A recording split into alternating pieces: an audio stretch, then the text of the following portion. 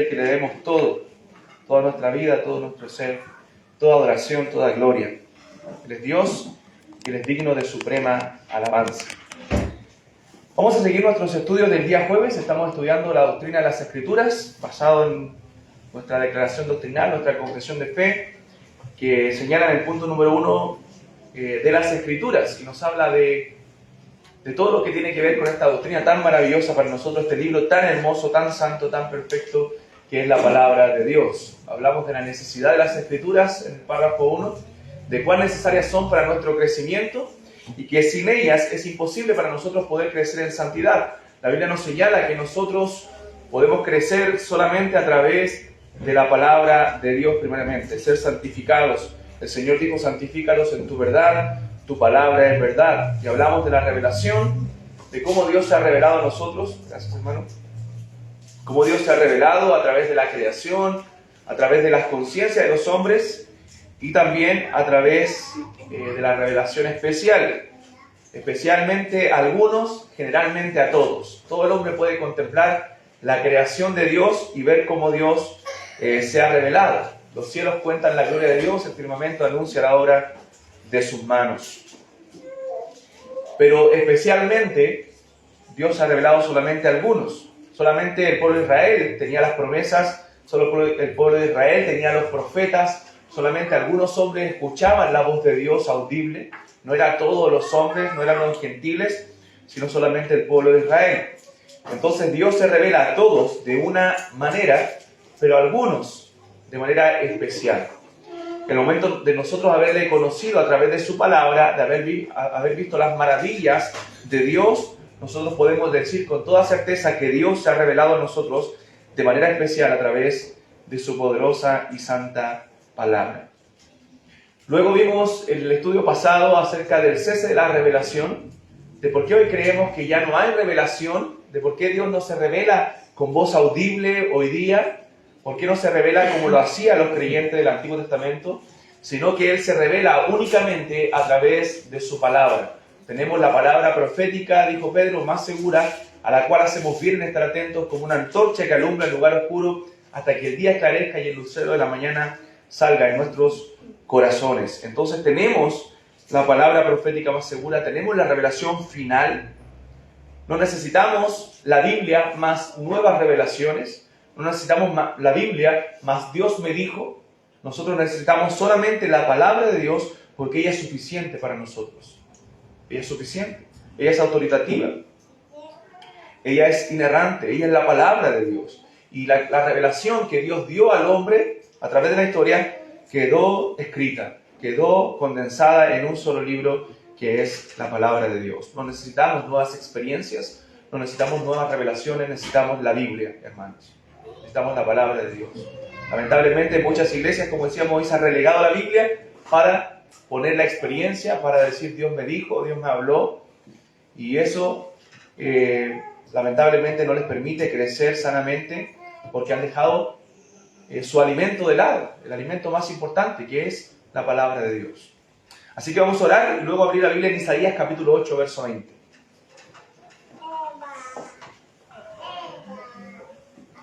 Amado Dios, en el nombre de Cristo, vamos delante de su presencia una vez más como iglesia, reunidos en su nombre para adorarle, para bendecirle, para agradecerle, Señor, su inmensa bondad, su inmenso amor derramado hacia nuestras vidas. Gracias porque Cristo un día pagó el precio de nuestra maldad. Gracias, Señor, porque nos ha dejado todas las cosas que pertenecen a la vida y a la piedad para nuestro crecimiento. Nos ha dejado su poderosa palabra, Señor, la misma palabra con la cual usted creó todos los cielos, la tierra, Señor, y todas las cosas que existen, Padre Celestial. Gracias porque esta palabra es poderosa, porque esta palabra es autoritativa sobre nosotros, porque es suficiente, porque es inspirada y no necesitamos nada fuera de ella.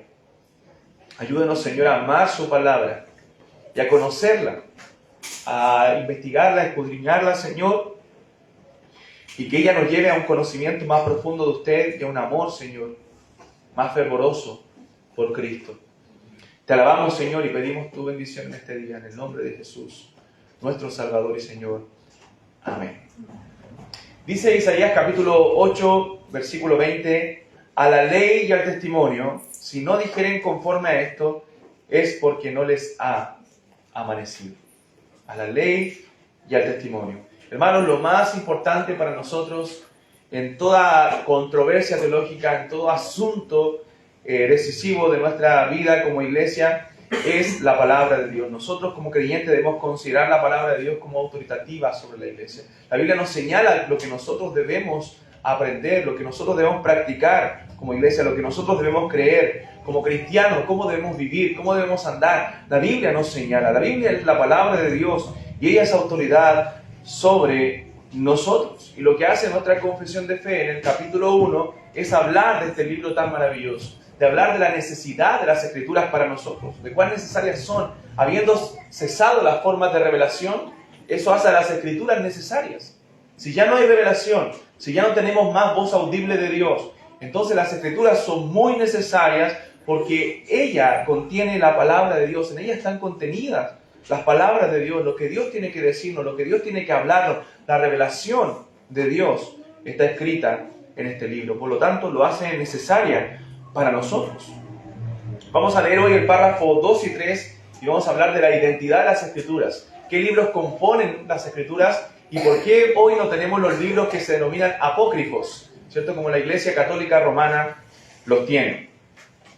Dice el párrafo 2 y 3. Bajo el nombre de Sagradas Escrituras o Palabra de Dios escrita, están incluidos todos los libros del Antiguo y Nuevo Testamento, que son de Génesis, ¿cierto?, hasta Apocalipsis. Lo vamos a citar después para ver si lo saben. Todos ellos fueron dados por inspiración de Dios para ser la regla de fe y de vida. Todos ellos. Párrafo 3. Los libros comúnmente llamados apócrifos, no siendo de inspiración divina, no forman parte del canon o regla de la Escritura y por lo tanto no tienen autoridad para la Iglesia de Dios, ni deben aceptarse ni usarse, excepto de la misma manera que otros escritos humanos. Entonces, estos dos párrafos nos hablan de la identidad de las Escrituras. ¿Qué libros realmente componen la palabra de Dios y qué libros fueron inspirados? Nosotros creemos que el canon bíblico tiene solamente 66 libros que son de Génesis a Apocalipsis. ¿Quién se sabe los libros de la Biblia? Levante la mano, ¿quién se lo sabe? Tarea para la casa, aprenderse los libros de la Biblia, ¿ya? Eso debemos saberlo los cristianos, los libros de la Biblia de memoria. Saber cuáles son los libros que componen la palabra de Dios. Son 66 y debemos aprenderlos, ¿ya? Génesis, Éxodo, Levítico, Números, Deuteronomio, todo en orden. Les va a servir mucho aprendérselo, hermanos míos, ¿ya? ¿Por qué? Porque son los libros que Dios nos ha dejado. Y ya puede aprender muchos otros datos. La división de la palabra de Dios. Nuestra Biblia, ustedes saben que no está dividida en orden cronológico, sino en un orden temático. Tenemos los libros, la ley primero, los primeros 5 libros de la ley, después libros históricos, libros poéticos y de sabiduría, los profetas, después los evangelios, un libro histórico en el Nuevo Testamento, el libro de los Hechos, las cartas paulinas, las cartas universales y luego el libro de Apocalipsis. Entonces tenemos una división temática de la Biblia. Entonces es importante conocer la palabra de Dios y cuando nosotros conocemos el contexto de cada libro, conocemos, por ejemplo, el libro de Ageo, a veces desconocido para algunos, el profeta Ageo. ¿Cuándo se escribió el profeta Ageo? ¿Dónde podemos ubicarlo?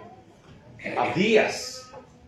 Son profetas que vivieron diferentes periodos de la historia, ¿cierto? Ageo es un profeta que vivió casi al final del Antiguo Testamento, en el periodo de Esdras, de Nehemías. De hecho, mencionado en Esdras, cuando él profetiza, porque el pueblo había parado de construir el templo, se había preocupado de sus casas, de edificar después de volver del cautiverio babilónico, se habían preocupado de ellos, de sus casas artesonadas, y no del templo de Dios. Entonces Ageo viene a profetizar al pueblo. Por eso habían echado el jornal, dice, en saco roto, porque se habían preocupado de ellos y no de la casa de Dios. En cambio, Abdías es un profeta pre-exilio, antes del exilio babilónico. Entonces, debo saber dónde poner en la historia, ¿cierto?, a cada personaje bíblico para poder entender mejor el Antiguo Testamento, para poder entender la palabra de Dios. Toda nuestra teología, hermanos, todo lo que nosotros creemos o hacemos, la iglesia, nuestra vida, debe nacer de las Escrituras. Si no nace de las Escrituras, entonces es doctrina de hombre. Si no tenemos cómo justificar nuestra doctrina bíblicamente, entonces son simples doctrinas humanas. Eso hacían los fariseos. Ponían los mandamientos de los hombres al nivel de la palabra de Dios. Eso lo dijo Cristo.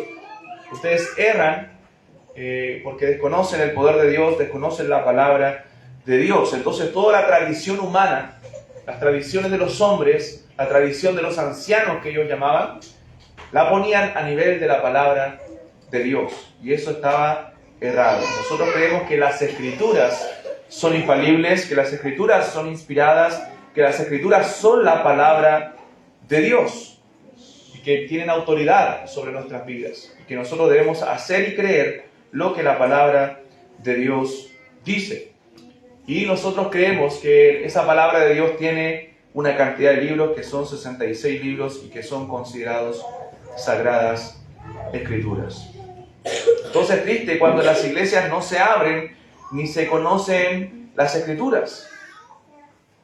Es triste cuando se creen cosas que los hermanos repiten, el pastor dijo, el hermano tanto dijo, y no la palabra de Dios dice, porque no conocen la palabra de Dios. Nosotros somos responsables de conocer la palabra de Dios. Dijimos la semana pasada que hoy día, lamentablemente, en nuestro país vemos muchas iglesias donde hay mucho engaño, donde hay muchos falsos maestros enseñándola, predicando desde el púlpito, pero lamentablemente no es solamente culpa de esos falsos maestros, de esos hombres perversos que quieren engañar a la gente, sino también de la gente que no es capaz de abrir las escrituras, de estudiar las escrituras y de salir de ese engaño. Entonces tenemos la responsabilidad nosotros de escudriñar la palabra de Dios. Debemos conocer los libros que contienen la palabra de Dios, porque esos 66 libros fueron inspirados. Fueron inspirados y son palabra de Dios y son necesarios para nosotros. No algunos libros, todos los libros de la Biblia son inspirados y son necesarios para nosotros. Todo el consejo de Dios. Entonces, estos párrafos de la confesión son necesarios porque nos hablan de la identidad de las Escrituras y corrige, recuerden que la confesión fue escrita en 1689, periodo donde había mucha oposición, bueno, y desde antes de la Reforma, mucho problema de parte de la Iglesia Católica Romana, inventando muchas doctrinas de hombres, inventando muchas doctrinas erradas. Y esta confesión corrige el error de los papistas o los romanos que agregaron libros a la Biblia. Que agregaron más libros de lo que la Iglesia siempre ha considerado que son palabra de Dios. Sabemos que en un periodo de la historia antes de la Reforma el pueblo no tenía acceso a la palabra de Dios, no tenía acceso a la Biblia. La Biblia no estaba prohibido traducirla. Vamos a hablar también más adelante de las traducciones de la Biblia, pero estaba prohibido traducir la palabra de Dios. La Iglesia Católica Romana lo había prohibido. Entonces la misa se hacía en latín, la Biblia salía en latín y el pueblo era ignorante a la palabra de Dios, no conocía lo que la Biblia decía. Entonces la Reforma trajo también, bueno, desde antes de la Reforma, los pre-reformadores ya comenzaron muchos de ellos a traducir la palabra de Dios. Hombres como Tyndale, ¿cierto? Wycliffe, y entre otros, hicieron traducciones de porciones de la Biblia o del Nuevo Testamento. Tyndale.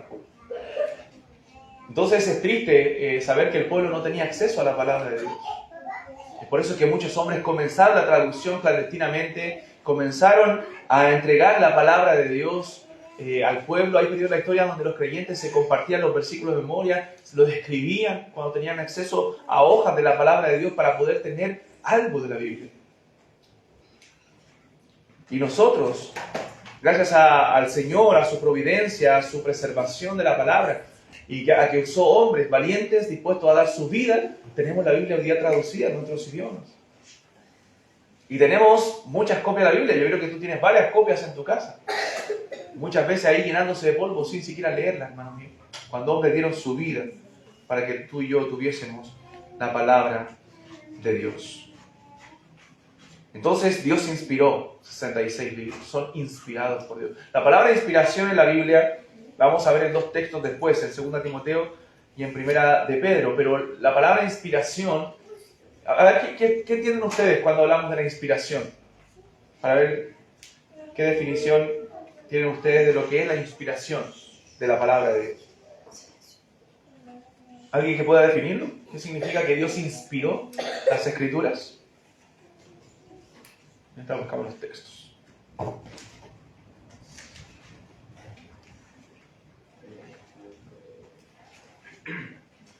No tengan miedo a equivocarse.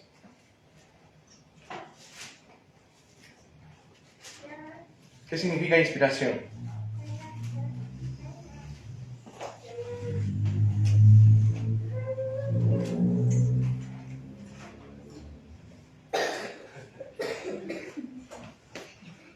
¿Ahí se atreve? Sé que saben algo, pero no se atreve.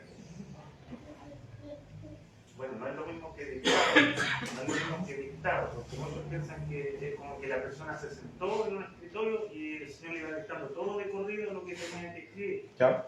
Pero no es eso así como así. ¿Sí? O algunos piensan que simplemente recibieron por revelación o voz audible, ¿cierto? La inspiración. Y no es así. No es así. Vemos que Dios inspiró incluso una investigación. En el caso de Lucas, Lucas investigó todo lo que él escribió. Indagó diligentemente, dice la palabra de Dios, probablemente a través de los mismos apóstoles, y así fue inspirado. Pero definamos más la palabra inspiración. No nos falsiga, por favor. Bueno, que el Señor utilizó a hombres de las circunstancias, su trabajo, su cultura, todo lo que tenía a su alcance para transmitir un mensaje de una forma entendible para el ser humano, usando medio humano. Si lo dijera cosas celestiales de forma celestial no lo entenderían. Entonces, es algo así. Más o menos es difícil de comprender muchas veces, pero... Sí, está en lo correcto, hermano, está en lo correcto. Solamente agregaría que en ese momento en que estos hombres escribieron, fueron infalibles, o sea, no podían equivocarse. O sea, Dios intervino, en la superintendencia de Dios, el Espíritu Santo, fue el Espíritu Santo quien intervino en aquellos hombres a los cuales Dios inspiró y los usó en ese momento de acuerdo a sus emociones. Por ejemplo, no fue que simplemente ellos recibían lo que Dios iba diciendo y, como decía el hermano, iban escribiendo. Porque nosotros vemos las emociones de estos hombres. Por ejemplo, Jeremías, las lamentaciones, cómo él se lamenta de la condición de Israel, de Judá, producto de su idolatría, de su pecado, de la dureza del corazón. Entonces Dios usó incluso las experiencias de los hombres para escribir su palabra, para enviar su mensaje divino. Y hizo a esos hombres, en ese momento de la inspiración, infalibles. O sea, esos hombres no se podían equivocar. No es que no eran pecadores, de hecho incluso usó Dios sus propios pecados para escribir su palabra. Vemos pecados relatados de estos hombres. Pero en ese momento en que ellos escribían no se podían equivocar porque estaban escribiendo la palabra de Dios. Entonces vemos que Dios usó diferentes hombres. Entonces en esta inspiración el Espíritu Santo actuó y como resultado vino las Escrituras, la palabra de Dios. Más de 40 hombres fueron usados por Dios para escribir su palabra en un periodo aproximado 1500 o quizás un poco más años, en 3 diferentes continentes, Europa, Asia y África, para traer la palabra de Dios. No fue en 2 meses, no fue de un día para otro, fue en un periodo de 1500 años. Hermanos, eso es impresionante para mí. Saber que Moisés comenzó a escribir la ley en el año 1450 aproximadamente antes de Cristo. Luego vemos a David escribiendo en el año 1000, no se podía haber conocido con Moisés. Vemos a los escritores de los evangelios, ya después de Cristo, en los primeros 90 años escribiendo el Nuevo Testamento, en diferentes culturas, diferentes tiempos, diferentes épocas, diferentes lugares, diferentes profesiones, de reyes a pescadores. Y juntando todos, Dios, preservando la historia de su palabra, juntando esos libros, y viendo que es un solo y gran libro, una sola gran historia, que no contiene error, que es inspirada por Dios, que es inerrante, que es infalible, que es suficiente para nosotros, que es útil para enseñar, para corregir, para redarguir, y que es tan necesaria para el crecimiento de la iglesia, para el crecimiento del creyente. Hermano, mi vida cristiana, yo siempre cuento esto, me he encontrado con personas que me dicen, pero la Escritura se contradice, la Escritura miente. Yo les tomo la Biblia, si la tengo en la mano, una vez lo pasó con un compañero de trabajo que le dije, muéstrame por favor, ¿dónde la Biblia se me vio leyendo la Biblia y me empezó a atacar delante de mis compañeros que la Biblia se equivocaba. Yo le dije, por favor, muéstrame, ¿dónde?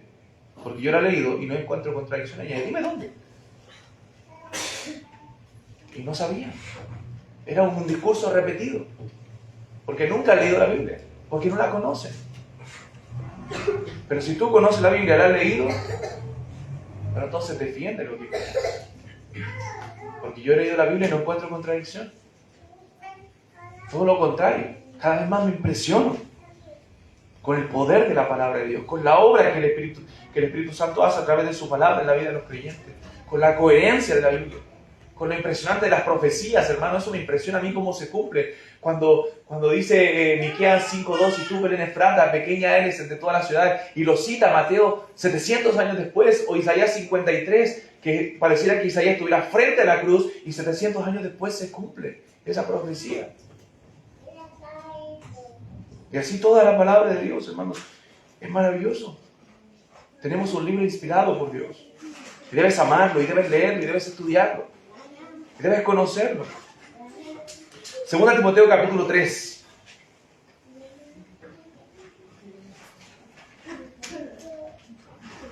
Entonces, inspiración es una actividad de Dios el Espíritu Santo, donde guía a los escritores bíblicos a toda verdad, haciendo que ellos hablaran la palabra de Dios sin que ellos limitaran sus características, su estilo, sus condiciones sociales y demás. Dios obrando en medio de estos hombres. ¿Estaba correcto Juan en lo que estaba definiendo? Segunda Timoteo capítulo 3, versículo 15, lo conocemos, dice Pablo a Timoteo, y que desde la niñez has sabido las sagradas escrituras, las cuales te pueden hacer sabio para la salvación por la fe que es en Cristo Jesús. Toda la escritura es inspirada por Dios y útil para enseñar, para redarguir, para corregir, para instruir en justicia, a fin de que el hombre de Dios sea perfecto, sea maduro, sea completo, eso quiere decir esa palabra, enteramente preparado para toda buena obra. La palabra inspiración aquí es un vocablo griego que significa que fue exhalada por Dios, fue soplada por Dios. O sea, el origen de la palabra de Dios viene de Dios el Espíritu Santo. Dios sopló, Dios exhaló su palabra. Eso es lo que significa aquí la palabra inspiración. Entonces la palabra viene de Dios y la palabra es suficiente, es útil para nosotros, para todo lo necesario en nuestra vida espiritual, para redarguir, para corregir, para instruir en justicia, a fin de que el hombre de Dios sea perfecto, sea maduro. O sea, todas las cosas que nosotros necesitamos para la salvación, para el alma, para la santificación, están en la palabra de Dios. No necesitamos nada fuera de ella. ¿Se da cuenta que no necesitamos nuevas revelaciones? No necesitamos el Dios me dijo, no necesitamos la psicología, hermanos. Necesitamos la palabra de Dios. Porque es suficiente para nuestra alma. Es suficiente para nuestra madurez. Es suficiente para nuestra santidad, para nuestro crecimiento, para la salvación de los pecadores. 1 Pedro capítulo 1.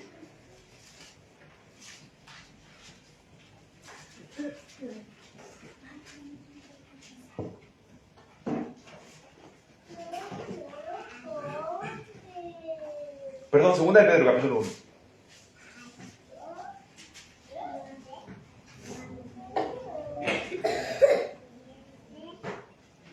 Versículo 19. Dice, tenemos también la palabra profética más segura, a la cual hacéis bien en estar atentos, como una antorcha que alumbra el lugar oscuro hasta que el día esclarezca y el lucero de la mañana salga en vuestros corazones, entendiendo primero esto, que ninguna profecía de la Escritura es de interpretación privada, porque nunca la profecía fue traída por voluntad humana, sino que los santos hombres de Dios hablaron siendo inspirados por el Espíritu Santo. Aquí usa otra palabra, en español se traduce como inspiración también, al igual que la de 2 Timoteo, pero en el griego es otra palabra que significa prácticamente que Dios tomó la mano de los hombres y los guió para que escribieran lo que Dios quería decir. O sea que la profecía, dice, no fue traída por voluntad humana, sino que fue voluntad de Dios. Que Dios inspiró Dios el Espíritu Santo inspiró a esos hombres, los guió para que ellos pudieran escribir la palabra de Dios. Y los hizo infalibles para que ellos no cometieran error en esa escritura. Entonces nosotros, hermanos, creemos que la escritura, la palabra de Dios, es autoritativa, tiene autoridad sobre nosotros. No es que la iglesia interpreta las escrituras y entonces ahí cuando la iglesia, el magisterio de la iglesia, los líderes de la iglesia interpretan las escrituras, entonces tiene autoridad. No, eso es lo que dice la Iglesia Católica Romana y eso es errado. Nosotros creemos que la Biblia por sí misma tiene autoridad sobre nosotros. Y son divinamente inspiradas por Dios. Ya que nuestra religión, nuestra fe, nuestras creencias no se basan en sabiduría humana, no se basan en tradiciones de hombres, sino en las Sagradas Escrituras. Como dije, si nuestra doctrina no las podemos defender por la Biblia, entonces no son sino doctrinas humanas. El Atalaya, el Corán, el libro del Mormón, los apócrifos no son palabra de Dios. El libro del Mormón dice otro evangelio del Señor Jesucristo. El apóstol Pablo dijo en Gálatas, si viene un ángel del cielo y os anuncia otro evangelio, sea anatema. Nosotros creemos solamente en la Biblia como palabra de Dios. ¿Cuál es nuestro fundamento para saber cuáles son los libros inspirados? Bueno, la Iglesia históricamente siempre reconoció 66 libros de la Biblia como palabra de Dios, porque se reconoce el obrar del Espíritu Santo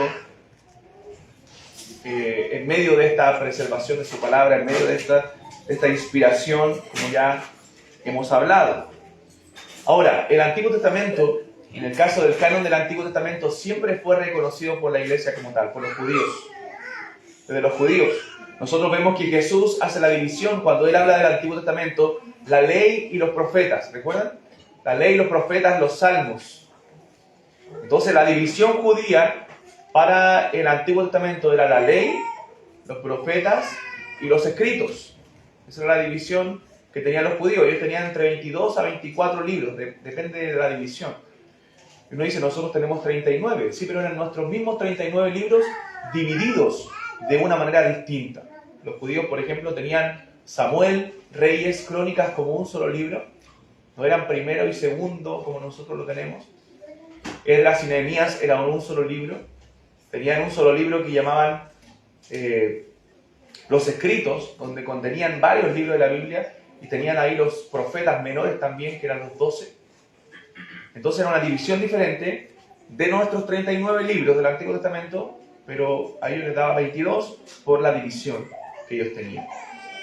Entonces, cuando Jesús dice la ley y los profetas, Él está aceptando y citando la división que los judíos tenían del Antiguo Testamento, que dicen muchos que Esdras fue el que recolectó, el que formó más bien el canon del Antiguo Testamento. Entonces, nunca ha habido discusión de cuáles son los libros del Antiguo Testamento. Siempre la discusión ha estado dentro del Nuevo Testamento. Ahora, los libros apócrifos que la Iglesia Católica agrega están dentro del Antiguo Testamento, pero son libros que fueron aceptados mucho tiempo después, en concilios posteriores, incluso en el concilio contra la Reforma, que fue el concilio de Trento, año 1546, la Iglesia Católica aceptó los libros apócrifos como parte del canon, como inspirados por Dios, primera y segunda de Macabeos, Tobías, Eclesiástico, Baruch, adiciones al libro de Daniel, Judith, esos libros que son denominados los libros apócrifos. Todos esos libros, primero que todos, fueron escritos en griego, no en hebreo, como los libros del Antiguo Testamento. Fueron escritos en el periodo intertestamentario, en ese periodo de silencio. Fueron escritos para decir Dios sigue hablando. Cuando Dios no seguía hablando, por la condición de Israel, Dios había guardado silencio por 400 años hasta traer al Mesías. Nosotros vemos que de Malaquías a Mateo transcurren 400 años donde Dios no revela nada al pueblo. Durante ese periodo se escribieron los libros apócrifos. Entonces, nosotros creemos que el canon del Antiguo Testamento se compone de 39 libros y el canon del Nuevo Testamento La palabra canon significa regla o estándar, los libros que son aceptados por la iglesia como palabra de Dios. El canon del Nuevo Testamento es de 27 libros. 27 libros. Entonces no hay discusión en cuanto al Antiguo Testamento de cuáles son los libros aceptados por la iglesia.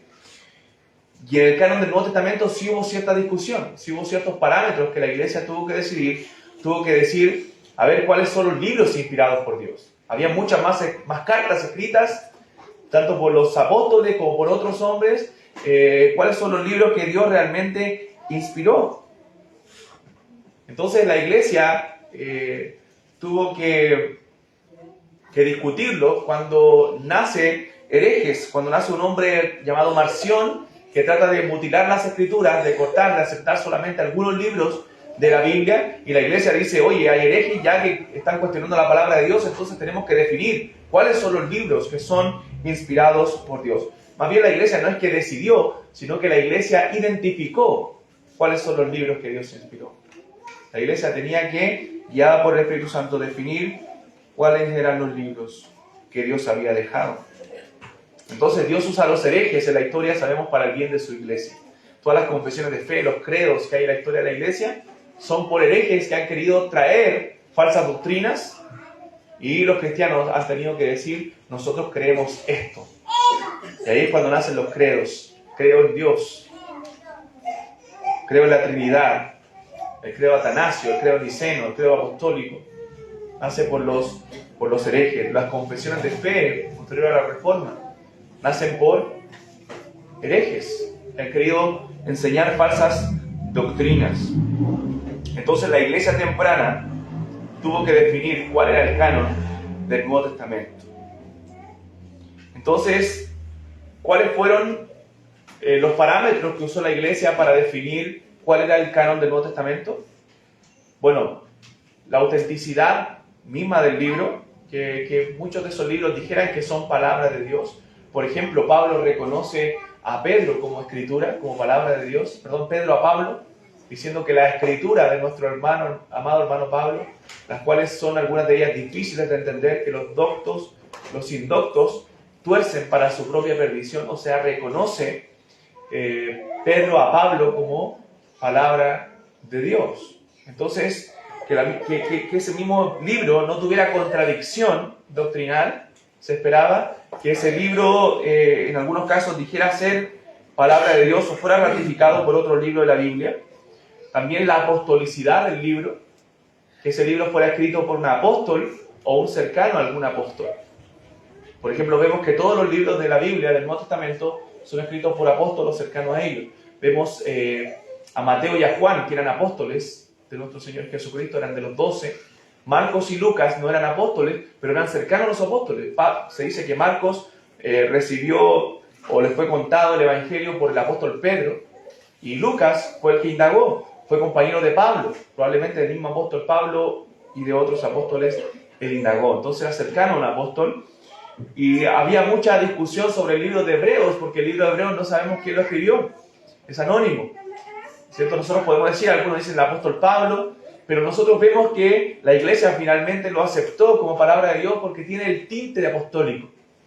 Por eso siempre algunos dicen, no lo escribió el apóstol Pablo, porque pareciera en algunos pasajes que tiene el mismo lenguaje que el apóstol Pablo, o si no, un cercano a él, ya sea Apolo, Bernabé u otro cercano al apóstol Pablo, y por eso la iglesia terminó aceptando el libro de Hebreos como inspirado por Dios, como palabra de Dios. Ahora, hay varias menciones en la historia, en los primeros siglos, de estos 27 libros que nosotros tenemos hoy día, pero fueron aceptados como tal, o la iglesia ya tuvo la Biblia como la tenemos hoy día cerca del siglo IV, imagínense. No fue que se terminó Apocalipsis y la iglesia ya tenía la Biblia. Sí tenía las cartas, sí las leían en los cultos, sí tenía el Antiguo Testamento, pero completa como la tenemos hoy día nosotros, la podemos ver en la iglesia cerca del siglo IV. También la universalidad de la carta o del libro, o sea que todas las iglesias pudieran reconocerlo por el testimonio del Espíritu Santo como palabra de Dios. Nosotros sabemos cuando estamos leyendo un libro cualquiera, ¿cierto? Y la diferencia cuando estamos leyendo la Biblia. El Espíritu Santo obra a través de nosotros, nos santifica con su palabra. Es un libro totalmente distinto, sobrenatural, que tiene poder. Entonces en la iglesia también debía ser aceptado el libro como palabra de Dios, universalmente, en la iglesia de Cristo. Entonces la Escritura, la palabra de Dios, obró en los creyentes en sus comienzos. Por lo tanto, la iglesia, bajo la convicción del Espíritu Santo, afirmaban que estos libros eran la palabra de Dios y definieron el canon y estos libros como inspirados por el Señor. Tuvieron que reconocer la palabra de Dios. Como dije, el Antiguo Testamento fue desde temprano definido. Siempre el Señor llevó a que se definieran el canon, a que se escribiera el canon, a que el pueblo de Dios tuviera acceso a su palabra y supiera cuáles libros eran parte de su palabra. Entonces, en el Antiguo Testamento, la división judía era la ley, los profetas y los escritos, que comenzaban con los salmos. Por eso Jesús dice la ley, los profetas y los salmos. El primer libro de los escritos eran los salmos. ¿Y por qué excluimos los apócrifos? Bueno, la Iglesia Católica Romana dirá, no son apócrifos, que la palabra significa oculto por su procedencia. La Iglesia dice son deuterocanónicos, o sea, son un segundo canon, son parte de libros inspirados por Dios y deben ser reconocidos como tal. Entonces, ellos dicen que la Iglesia es la que tiene autoridad y la Iglesia es la que define el canon. Por lo tanto, ellos pueden aceptar o rechazar ciertos libros de la Biblia. Entonces, para ellos son canónicos a pesar de sus errores. De hecho, basan ciertas doctrinas como la indulgencia, la venta de indulgencia a través de esos libros, la salvación a través de limosnas en esos libros. Entonces, como dije, fueron agregados recién en el 1546. Antes la Iglesia no los consideraba como palabra de Dios, fueron agregados en el 1546 en el Concilio de Trento. Entonces, estos libros, ¿cuáles son? Primera y segunda de Esdras, aunque es considerado apócrifo, no está en el canon católico romano. Tobías, Judith, adiciones a Esther, sabiduría de Salomón, eclesiástico, Baruch, el cántico de los tres jóvenes, Susana, Bel y el dragón, la oración de Manasés y primera y segunda de Macabeos. Dice nuestra confesión, no siendo de inspiración divina estos libros, no forman parte del canon de las Escrituras. ¿Por qué? Porque, hermanos, los apócrifos tienen errores. Si nosotros dijéramos son palabra de Dios, inmediatamente estos libros traen errores a las Escrituras, traen contradicciones claras que usted puede leer. Yo hice por tarea del seminario leer Judith y hacer un informe de Judith y me di cuenta de lo horrible que es Judith y no pierda el tiempo leyendo Judith. Porque es un libro que no tiene ningún sentido. Ningún sentido. Es un libro supersticioso. Entonces los apócrifos tienen errores históricos. Por ejemplo, en uno de los libros apócrifos dice que Nabucodonosor, el rey de Siria, creo, no de Babilonia, tiene errores geográficos, doctrinales. Por ejemplo, en el caso de Macabeo, nosotros igual lo podemos tomar como un escrito histórico solamente, igual sabemos que no es inspirado, pero como historia sí está bien. Sí, hay libros que ayudan. Por ejemplo, Judith no ayuda en nada. Pero primera y segunda de Macabeo sí ayudan en datos históricos, que tienen que ver con el periodo intertestamentario. Y sí sirven. Y podemos leerlo como cualquier libro de historia. Y los libros de historia tienen miradas, tienen errores. Entonces usted también tiene que saber que estos libros tienen errores y tienen puntos de vista. Entonces debe leerlo como cualquier otro libro, pero no como palabra de Dios. ¿Ya? Pueden servir para datos históricos. Sí, eso es verdad. Pero no todos. Por ejemplo, Judith, como dije, no le encontré ninguna ayuda. Lo elegí porque era dentro de los más breves. No tenía mucho tiempo para hacer el trabajo. Era de los más breves, pero no tiene ninguna enseñanza. Entonces, tienen errores respecto a la salvación, por ejemplo. Si nosotros aceptáramos los libros apócrifos, tendríamos que decir que hay salvación por obras también. Y no solamente por gracia. Por ejemplo, Sabiduría, capítulo 11, verso 17, dice, tu mano omnipotente, que de la materia sin forma creó el mundo. ¿Qué está diciendo este libro? Nos está diciendo que hay materia preexistente. Que Dios tomó una materia preexistente para crear el mundo. O sea, podría dar varias ayudas a los científicos modernos. No, pero ¿qué dice la Escritura?